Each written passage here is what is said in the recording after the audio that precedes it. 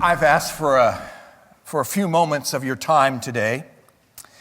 For the past 5+ years, we have partnered with Lutheran Social Services, LSS, Lutheran Social Services, to provide the homeless population a hand up, provide them 3 meals, the comfort of a shower, and a safe place, which was warm in the winter and cool in the summer to sleep, week in and week out, holidays included. It was God's work at its finest, and I'm as proud of that program as I am of any of our church programs. Over 5+ years, over 100 volunteers have supported the program. 5+ years equals to over 250 nights of hosting, 1,200 volunteer hours, 330 guests have been blessed, and us, them. The people in the program who have come through the door searching for hope, needing food, needing someone to show some empathy and to give a damn about their lives and their welfare, they've gotten that. And a listening ear and a clean bed. Our devoted volunteers ensured their stomachs were full, their minds were at peace, and their hearts were, if only temporarily, lifted above the chaos of life on the street. We know them by name. We know their stories. Lutheran Social Services announced the iHelp program will stop at the end of this month. Why?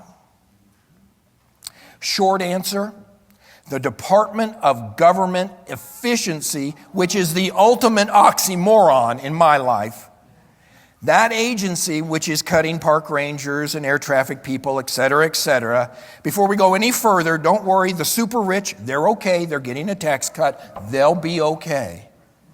Lutheran Social Services has gotten grants to run the iHelp program, among other programs, and that the way a grant works from municipalities and the federal government is a lot like when you got a job. When you have a job, you work for 2 weeks and then you get paid. When you get a grant, you don't get that cash up front. You do the work, then you submit a timesheet or receipts of that work, you get reimbursed. That's how it works. The federal government owes Lutheran Social Services over $930,000, which was promised for the work they've already done. And our government is defaulting on that promise under the name of efficiency. Whatever it is, it's not God-directed efficiency. It's plain and simple greed. My opinion is that we don't have any problem feeding the poor. It's satisfying the rich that we can't seem to ever accomplish. So our program will end March 30th. That's our last day will be March 24th. So where do we go from here? This has been the heart of our church for over 5+ years. I don't know details, but they're coming. I don't know them right now, but what I do know, I know that Lutheran Social Services has promised to take care of the current 6 individuals in the program, and I believe they will. I know that the core of churches in this area, in the Northwest Valley, the core of churches who have hosted iHelp have a strong desire to continue with a ministry similar to iHelp. I do know that our friend in the city of Surprise, Seth Dyson, is hosting a meeting this week on Thursday, March 13th at 3 p.m. for all who are concerned with this matter. If you're interested in attending that meeting, please connect with Nancy Miller. Nancy, where are you? There you are, right there. Connect with that lady right there, and she'll help you.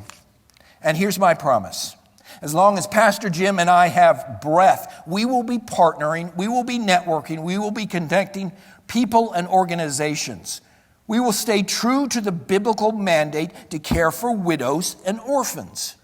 We will stay true to loving justice doing justice, loving kindness, and walking humbly with God. We won't be quiet. We won't sit still because we cannot sit still. We will put the do in disciples. What will be the results? I don't know. But what will be the results when the Church of the Palms takes doing justice, loving kindness, and mercy, and walking humbly with God seriously? What will be those results? We're about to find out. Thanks be to God. Amen.